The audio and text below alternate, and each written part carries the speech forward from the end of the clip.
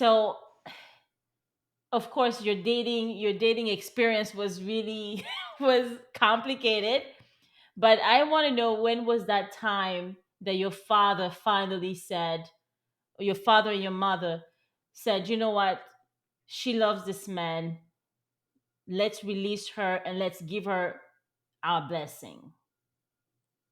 Okay. I would like to talk about that, and I'm gonna try to compress the long story into short. So Sure. after, I think it was I don't know if it was after or before you left for home, I met her dad, and it was our first time to have Mm. a conversation between the two It of was us. after I had went home. Yeah. So, one moment, honey. I went home. My parents had told us not to talk. My dad said maybe once a week. He said, don't be talking all the time. This is a space where you need to be taking to figure out, is this more than a crush or is this actually love? Like, I want there to be a disconnect where you have time to think clearly and decide. So, I was at home and we would try not to talk, but we talked more than once a week. We would try to go a few days and then he would call and be like, "Okay, I missed you. Like, I haven't seen you in a long time." And then we would talk. And so it reached a point again where we felt like we just needed to be open with my dad, that we Mm. aren't keeping it to once a week.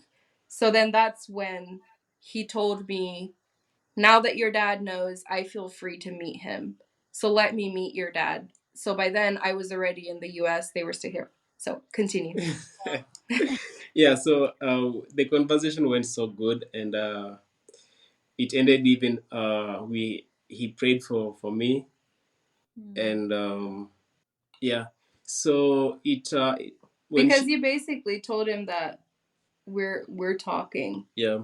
And we Mm. kind of he just kind of stood up for the first time for our relationship a little bit, because it was That like Wow. that now he that was had. not the second time. I'm talking about the first time. The Oh, first time was us meeting, and just the introduction, and he wanted to oh, get to okay. know me, things like that. So there was a second time. There was a second Yeah, time, there's right? in fact before he traveled back, he went back after his term. We had met three times. Hmm. Wow. So the first Wow. time was just to get to know who Kore is, like, you know. Then later on, like when she was now at home, after like we were not told, like she was told not to, like both of us, like we are not supposed to communicate, maybe once a month, and we Mm. we we actually tried it.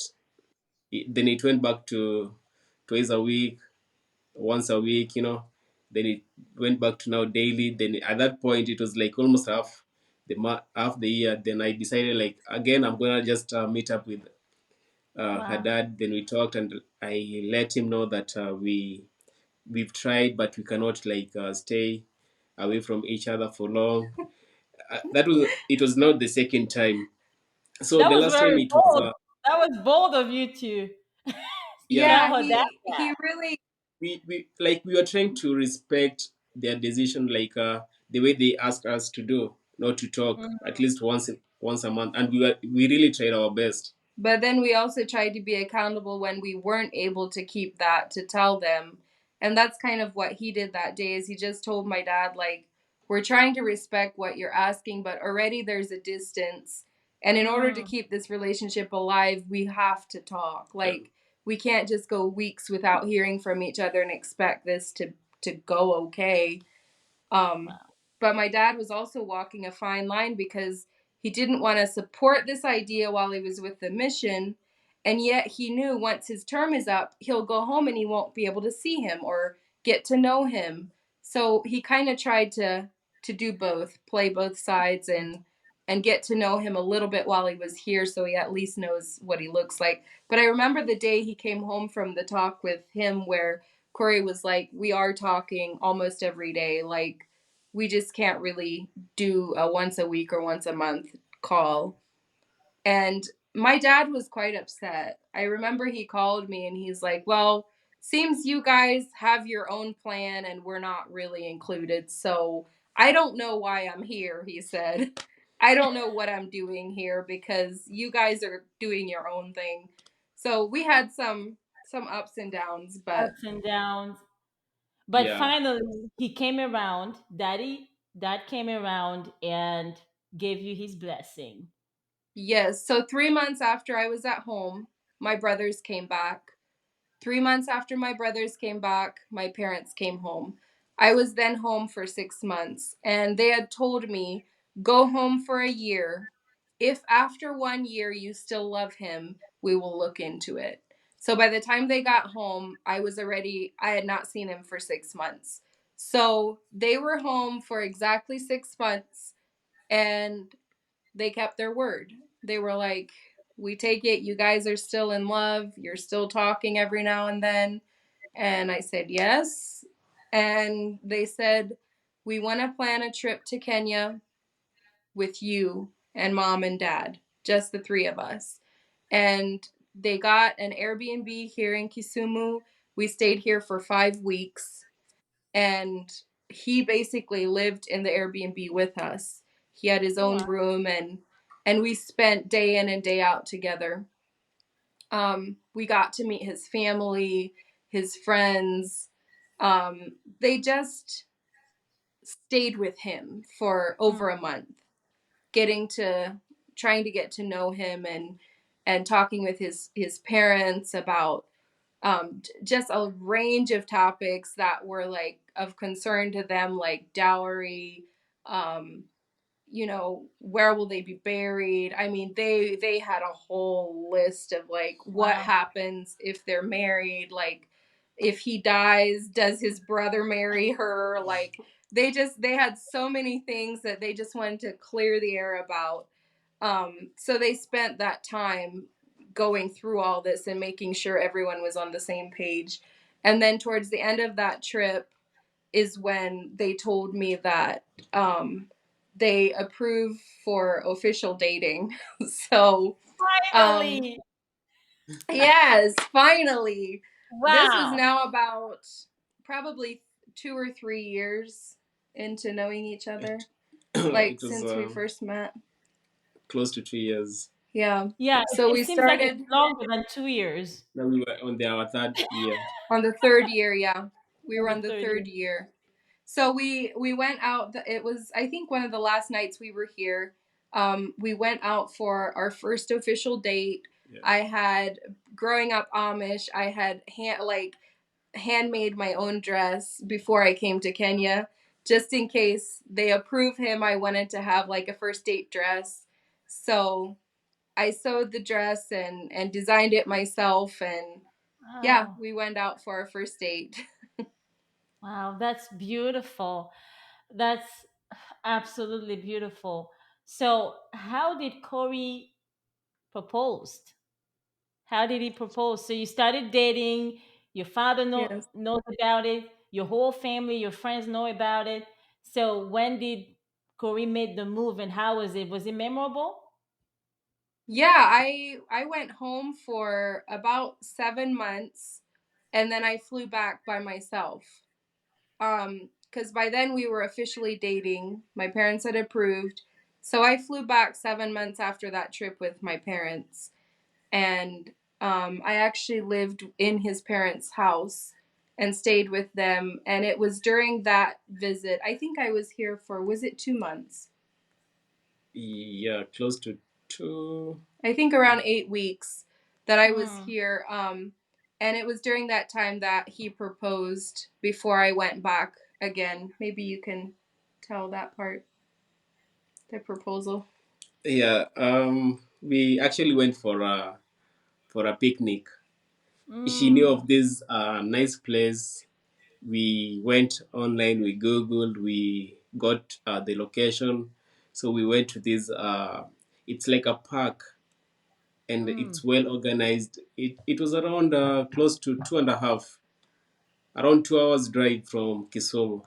It's up in the mountains where there's like tea fields, like just vast tea fields, and then there's this beautiful park right in the center of it. It's like a forest. Yeah, where it's like So has a beautiful. big pond and Uh, waterfalls and just, just So it's very like heaven. romantic. Yeah. It was romantic, and it was, Yes. oh, beautiful, beautiful. Yeah, so that's the point where I proposed. Yeah. Yeah. It was Wow. I can't forget about that day too. We were walking around the lake, and I just turned around, and there he was on one knee asking me to be his wife, and I'm just like, "Did you ask my dad?" I think that's what I asked him. "Did you ask my dad?" You said that before you said yes.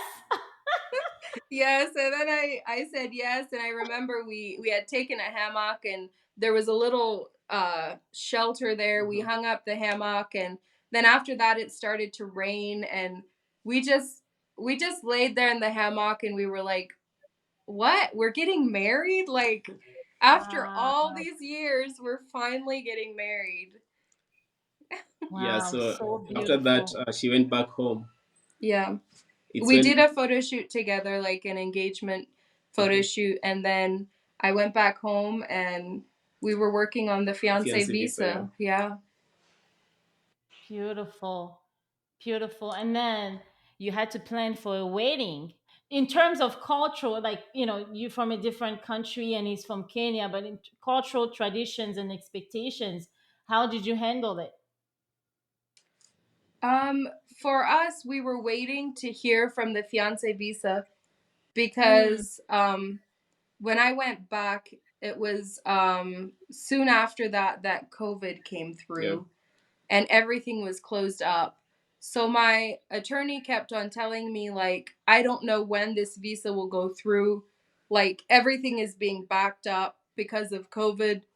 Businesses are closed, and she's like, it could be years until you get this fiance visa. And that was in 2020. Yeah. So we waited. How long did we wait on that visa? It was since 20, I think it was since 2019. Because we had started the fiance visa before we were officially engaged. Yeah. So we mm, had waited for about probably a year and a half by that time for the visa. And then when flights reopened after COVID, my dad had actually gotten COVID and was in the hospital. And In 2020. yeah, he was in the hospital for like over a month. And we almost lost him. He almost died. And I think after that, seeing like what my mom went through during that time, it really made me see like we are not promised tomorrow with the people that we love. And like life is so short. And here I'm spending all this time away from him. And I remember calling him and talking to him about it and being like, we're waiting for this visa, and we don't know how many years we have together, and I don't know if I can just keep on waiting like this. So we talked about it and thought over it for a while, and finally we decided after the flights reopen, I'm coming back here and we're going to get married and we're going to live in Kenya. So all our wow. plans changed. Like I just through that time of almost losing my dad, I just felt like um why am I waiting over here for a visa that I have no idea how many years it could take? Right. So I came to Kenya. We decided that's what we'll do. He was like, I don't have any problem with that. It means I'll get to see you sooner. And if you don't mind living in Kenya, Kenya's home for me. Just come and let's start our life here. And um, so that's what I did. I came here about 2 months before my wedding, and we planned our wedding in that 2 months and got Yeah. everything together and had a beautiful outdoor wedding at Risinga Island. It's about, is it 2 or 4 Around hours? 3.5. 3.5 hours from Kisumu. There's a beautiful island right by Lake Victoria, and that's where we had our outdoor wedding. And my dad had just recovered enough where he was able to come. All my family was there. My sister came with her youngest daughter, and my brothers were all in the bridal party. My mom Oh, and dad walked me down the aisle. All of that is on our YouTube channel, but beautiful. it was just an amazing, amazing day. of celebration after 4 years of COVID and struggle and everything. We were finally married. Yes. Beautiful. I can't imagine that day, the excitement and, just seeing your both of your family, mingling, dancing, and what a beautiful story. I love that. I love that. So I want you guys to talk to me about the difference when, the single life when you were dating. Of course, you had a lot of challenges, but also being married, being husband and wife instead of just, girlfriend and boyfriend, or, so talk to me about that transition, from dating. you know is there any challenges? Talk to me about some of the challenges you guys faced. Okay, on my side, the thing that I can say about that, it's living a single person for all your life. Then, like, you can have that freedom of going out. Um, you can cook any food that you want. You know, Yeah. You you can like cook. you don't have to communicate to someone, like it's like like marking a register all the time. It was Absolutely. a free life, that was a single life. Now into marriage, it was now the opposite, like communicating all the time. No, like doing things that she wants, like and not doing things that she doesn't like just so Right. many things like, really changed, yeah, on my Yeah. side. Because you're married now. Yeah, So, Yeah. and even I had to drop so many friends because you know mm, it's now absolutely. it's now family, like I've married this lady, so I have to put all my time in this marriage, yeah. Absolutely. Yeah, I Sylvia. would say I would say a lot kind of the same for me because we were, what were we, 28 and 29 Yeah. when we got married. We were older, so we got to have that single life of like living on our own, having our own place. So just that going from constantly missing someone to constantly being with them. It's Yeah. like a big change. And so yeah, it was a big change to go from never being together to always being together, and learning like, oh, I didn't know that about him, or I didn't know that's how he does it, or just a lot of those types of things. But then also just the for me, I think the communication was, yes, a big thing of it, like having to be accountable to the person you're now living with. But for me, I think the bigger thing was the financial part of it. Um, I went from having a job to no job, no car, um, and having to depend on him Mm, for income. And it was right after we got married. We had kind of started a business while we were still dating, where he was doing his own laptop and computer repair. He had his own shop. And then right after our wedding, we had to just close it down because business was not good. And so I think that was a big struggle for me, is not to have my own income and not to be able to have money to manage. Like, I was always taught how to save, how to manage money, how to do all that. And then suddenly I had two quarters to rub together and there was nothing to manage. And I felt very like just out of control of finances. That was a big thing for me. And I remember the first day that I went broke, mm, because I had never been broke before.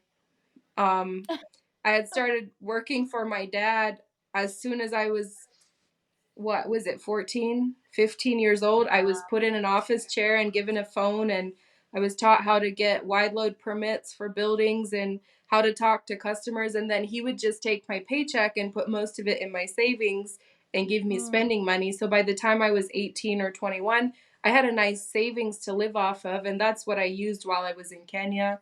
That's how I got my flights back and forth. Um, but then after our wedding, we spent a lot of money, of course, over that. And then the income just wasn't there. The business wasn't doing well, and it slowly just dwindled and dwindled. And I kept panicking more and more. And I remember one day I told him, okay, my account is now 0.00. Like, that's where we're at. And then he was like, welcome to Kenya. And he was literally just chilling, watching TV. And I'm like, what does that mean? And he's like, see, in Kenya, we live day by day. Like, you just Right. need to relax. Things will be fine. And they were. They were. Right. Wow. Big adjustments, big adjustments. So, what advice would you offer to other couples, especially those navigating cultural differences? Because you guys, you've been there, you're doing it. What advice can you offer to other couples? Um, where to begin? I like the way Well, I first like of the all, way you look at each other right there. Okay. first of all, we don't have everything down pat. We have much to learn, most definitely. But I think the thing I would have to say to someone who might be struggling in a cross cultural marriage is just learn how to say sorry even when you feel like it's not your fault. um, Mm, and also not to underestimate the cultural difference. Like, some things will disguise themselves as stubbornness or meanness or hatefulness, even, but it's mm, actually cultural difference. So just allow cultural difference to be the place where you throw some of your fights and you see it as the reason and not each other, where wow, something so might beautiful. come up where you're just like, let me just assume this is a cultural difference because I love you more than that thing. Let's put it on the cultural difference pile and move on for the sake of our love, instead of maybe taking it personal, like what you did in my culture would be highly inappropriate or really offends me. But to allow cultural difference to have its place in a cultural marriage that is differing. Yeah. So beautiful. Yeah. Corey, Just you to want to add. add anything? Yeah, I would love to add something. Always, for me, I would say like you need to be able to communicate. That's Mhm. something that it took us for like a long time to learn about communication. It's always most important when it comes to marriage. And secondly, from the first time up to where we are, it's about you have to be patient. That's Like right. it's Mm-hmm. that's what made us to be who we are, like where we are right now, because we were patient with each other. We never quitted. We fought for this. Yeah, Mm-hmm. so never quit. Also, if that's the thing that you want in life, go for it, Mm-hmm. fight for it, and be patient, and you'll have it. Wow. Yeah, Yes. And you just did that. You fought for yeah, Sylvia, obviously. So beautiful. I love that. So talk to us about your future. Any future plans, projects? Do you have any upcoming activities or projects that you're working on? yeah. Sure, we have. Yeah, we always have something up our sleeve. Absolutely. Yeah, I mean, we are actively waiting on his interview for the Mm. spousal visa now, because after we got married, we had to switch from fiance visa to spousal visa. An interesting thing, 3 months after we were married, we got the call from the embassy that his fiance visa is ready Wow. for to have the interview. Like they were asking us to schedule a date Three for the months interview. after our wedding. Wow. So there's nothing you can do right now, right? You can't use it. It's not You Yeah. can't useful. use it. Yeah, so we Oh, had to apply for the spousal visa, and we've now been waiting on the spousal visa for around two little over 2 years now. All his papers are approved. We're just waiting on the interview. They had told us it'll take around 3 months, 3 months. but That was in January. that's 8 months ago now. So we don't really know where that process is, but we are waiting for that. I would like to know that the way home is open. It doesn't mean that we might live in the US full time. I do know he has to live there 7 months out of the year for the first 3 years to get his green card. But I just would love to know that the way home is open where we can both go. So we're waiting on that. And I mean, we're kind of remodeling his parents' home. So we make videos about that, and we're trying to save money to buy land and build our own house. So Oh, what do you have to beautiful. say? Yeah, I what I can say is that I feel like everything that has been happening since our first meet, I think God has been in our relationship. Like Hmm. in that you find that we went through a lot. We went through struggle, especially when she got broke. We and I had to quit my job, so we decided to like do a few things here and there. So it was hard on at first, and finally I thank God YouTube came through to help us. And We before YouTube, do even you before. know do you know what hawking is, Cindy? Do they do hawking in the country where you come from? Hawking? Like, Yeah. no. In the Congo? Yeah, Uh, they do like selling maybe they things have on the another road. name for it. Where you walk and you sell Yeah, food as you're describe it walking. for me. Yeah, that basically you can sell anything. Like You water. walk the streets and you sell Oh, like on the maybe a street. bowl with a bananas or Oh, oranges, yes, and you walk and absolutely. Oh, yes, yes, yes, yeah. absolutely. So Is that what in you did? Kenya, we call them hawkers in Kenya. So that's what I Oh, did okay. before we had actually started our YouTube channel, and it was even monetized, but we weren't getting views. And so we would have to wait for 3 months to get $100.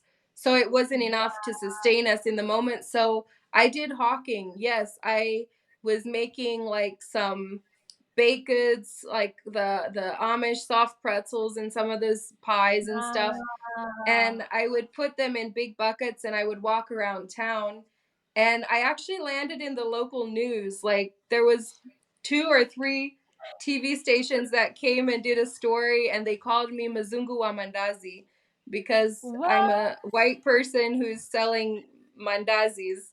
So that's actually what boosted our YouTube channel, and it helped us to Really? be where we are today. Yeah. Wow, I'm glad you shared that. Yeah, So do it you have a it was video about that? Do you have yeah, it's videos actually of you? yeah, it's the section that was on Citizen TV. We have it on our YouTube channel, where they were talking about that there's a white person hawking. I guess it was I had no idea, like being a hardworking Amish girl, I was just doing what I had to do. Like I didn't even know Absolutely. it was something strange until I started getting calls for like interviews and things like that, that I realized that whatever I was doing was a unique thing. Um, Wow. but yeah, that's then kind of in turn how our channel grew and how we came to Interesting. be where we are today. But I That did is learn that I was interesting. not supposed to be hawking. I I, I didn't have a work permit, so I was told to stop hawking, so I did. Like without her getting married to me, like she can do any work, but Hmm. according to the government, according to the law, she's not supposed to do any kind of work. She's supposed to Mhm. depend on me. Yeah. Wow, interesting. I'm glad you shared that. I'm glad you shared that. You know And what? she I'm was, going back. I want to see that video. I'm going to go back to your channel and look for it because that's Yeah. interesting. That was only Wow. about a 2 month span that um, that happened, because I went in to renew my aliens card, and they pulled me into their office and they were like, our boss from Nairobi called us and said that he saw a white lady on the news and she's hawking. Does she have a work permit? And they were like, we looked up your name and you don't have any work permit. And they properly scared me that day. They were like, if you don't stop, we'll deport you. We'll send you back. I didn't even know you had to have a work permit to do that. And then It the looks work like permit is anybody like can just do it. 10,000. Yeah. Work permit is $10,000 and I'm selling things for 50 shillings. So I For there 50 was no cents. 50 way. cents. Yeah, Ten. Yeah. 50 Wait a minute. cents. Are you serious? $10,000? Yeah, Yearly. And you have to pay every every year. year. So there was no way What? like those permits, like those work permits are for like big companies like maybe Chinese companies who come and build Yeah. roads and stuff. They just don't apply to a situation like mine, unfortunately. So, because my profit in a day was $5 or $10, there was no way I could pay a work permit like that for a year. I'm glad you share that. That's interesting. That's good information. That's really good to know. So talk to us about how can people get a hold of you. I know you're active on social media. So talk to us about your YouTube, Instagram, Facebook, all the social media platforms. Yeah, we have two YouTube channels. We have our main channel, which is Sylvia and Corey Bichanga. And then my husband kind of started his own channel on the side as well. Mine was basically to bring guys along because I used to do taxi job. That was like after uh, the shop was closed. We closed the shop, so I decided to do taxi. Yeah. Like after the hawking thing kind of fell through and YouTube still wasn't doing well, my dad helped us buy a car and then he worked like an Uber job or whatever. So then he started his own channel. Yeah. Uh, yeah, it goes by the name Kore the Traveler. Corey the Traveler. Yeah, Yeah. yeah, Kore the Traveler. Yeah. So he just kind of did like different, if he took a group somewhere on a road trip, he would video like some of that. And that's how his channel started. But it has since then really transitioned to like daily vlogs. And he Oh, also helps yeah. village people. Also helping the grandmas, widows that they're not able to, they have issues Mm. with their houses. We go, we change the zinc metal, like the roofing. We change, we buy like beds and things like that. So I've done. Even there's also a girl that we managed to take her to school for a whole Mm. year. She wasn't in school, so we took her to school, but by the help of my subscribers. Yeah. Yeah. Like he Wow, would that's pitch in with a certain amount and then subscribers would come and also help. And our main channel was started more just kind of like a diary to people back at home of what we're up to and what we're doing. So yeah, those are the two channels. And then I'm in Instagram as Sylvia underscore Bichanga and also Facebook as Sylvia Bichanga. Yeah. In awesome. Instagram, I go by the name Kore the Traveler, and on YouTube, Kore Bichanga. Yeah. That's wonderful. Sylvia, Corey, and I really am praying that the visa comes out soon because, you know, I'd love for you both to, visit the United States, of course, and see where your wife is from. I want to Yeah, thank you very much. and Yeah, go ahead. and before I forget, um, the plans that if you want to come to America. So, Mm, like I was saying, our life story, it started like so hard to an extent. It was a point where we were like, we just need to get that visa, this spousal visa, to go through so that we can just move to the United States and try to survive. Look for job and do so that we don't get broke like the way we are here in Kenya. But as time goes by, God opened doors, and our YouTube, both of our YouTube picked up so nicely, and we actually made enough to like pay our rent, to buy groceries, It's like wonderful. to, like we had like even enough to be able to help other people, like the grannies. And so Mhm. I feel like all these things God has been in it, to an extent. Even right now, it's not like we are in a rush to go, because we have like Mhm. a lot of projects, like we are still doing a lot of missions, like helping other people. And also Mm, we are focusing on buy land, of which we are still trying to save a lot so that we get to buy our dreamland, not just our land, but our dreamland. So that's wonderful. at this point, it's like the more we do our videos, the more we try to save for our our our land. So even to come to Absolutely. America, it's not like something that we really want to, even like if we manage to come, our plan right now, it will be, because I'll be forced to stay there for at least 7 months. We will try to even split that 7 months into two, whereby I Mm, go, I stay for maybe 4 months or 3 months, I come back for maybe another 3 months, then again I go back for 4 months, so that I complete, like within a year, I be able to yeah. be in the US for 7 months. Yeah, you're so busy. You're doing a lot of you're working on a lot of projects, and Yeah, you're working on a lot. So time is going by really yeah, it fast. is. Like we actually talked the other day and we were like, well, if your visa would go through right now, of course we'd come home, but like would it be actually a good time for us to leave? Like we still have, like, especially his parents' house, like we still have 2 bedrooms to do there, and then we want to secure the compound a little bit better on the outside. So we still have projects we want to do, and we're thriving and happy in Kenya, Yeah. so why not? Absolutely.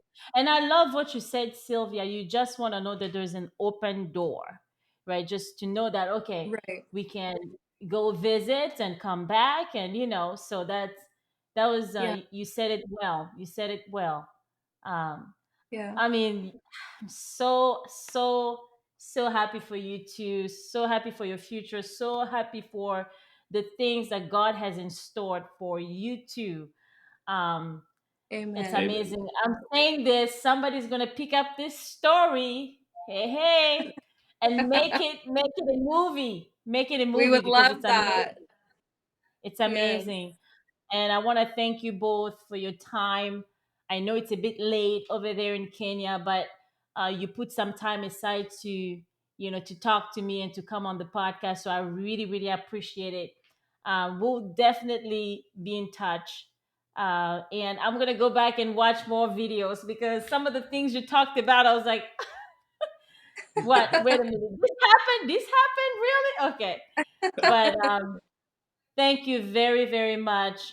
Do you have anything that you want to say or any questions, anything that you want to add? Um, Yeah, I just want to add one thing that maybe people will be asking later, and I just want to clear the air. Like we've been saying for almost, we got married in 2021. This is 2023. We are still the two of us. Maybe you can continue from there. yes, we get a lot of questions about when we're going to add to our family. Is that what you're Mm, talking about? Yeah. Yeah. So it's something that is not really in our hands, but it's in the Lord's hands, and yeah, we're waiting for Him to bless us, and that's we're wonderful. actually kind of on a whole journey that we are sharing on our YouTube channel about the different steps we're going through, like seeing a doctor. I have PCOS, so we're trying to deal with that. So yeah, I don't know what else there is to say about that, but we don't have any Well, children yet, but we would love to have children one day. Yeah. we're praying for you. We're praying for you. We are rooting for you, and it will come when that time comes. No one can stop it. When God Um, Yes. says yes, no one can say no. So I am a Amen. firm believer that it's going to happen, and we're Yes. Amen. praying for you. We're praying for you. Amen. Thank you. Is Thank there anything you. else?